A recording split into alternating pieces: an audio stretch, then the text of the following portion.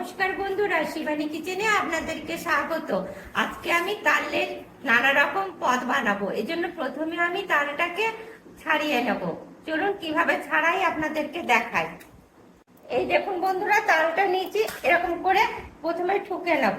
তালের এটা এবারে বের করে নেব, এইভাবে খুলে নেবো, এক একটা করে খুলে এইভাবে এটাকে খুলে নেব। এই দেখুন, এইভাবে খোসাগুলোকে প্রথমে ছাড়িয়ে নেব। বন্ধুরা, তালের খোসাটা ছাড়িয়ে নিয়েছি। এই দেখুন, এবার তালটা ফাটিয়ে নিলাম। এবার এটাকে ধুয়ে নেব, ধুয়ে ঘষে নেব। এই দেখুন বন্ধুরা, ধুয়ে নিলাম। এটাতে মশলা করা হয়, এইটাতে আমি পুড়ে নেব। এরকম ঘষে নিলেই তালের পাকটা বেরিয়ে যাবে। এই জলের মধ্যে দিয়ে এরকম ঘষে ঘষেও আপনারা তালের মাড়ি বের করতে পারেন। এবার আপনাদের যেটা সুবিধা লাগে সেটা করবেন।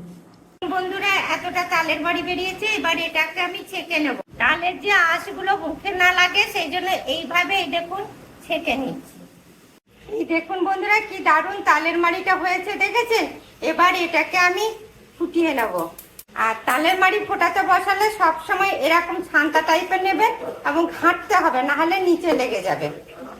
দেখেছেন কি সুন্দর তালের মাড়িটা হয়েছে, সুন্দর তালের রসটা হয়েছে, দেখেছেন? তালের রসটা ফুটিয়ে নিয়েছি।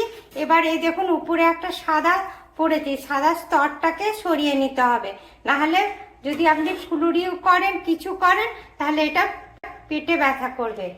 এই দেখুন, এইভাবে তালের সাদা স্তরটাকে সরিয়ে নিচ্ছি।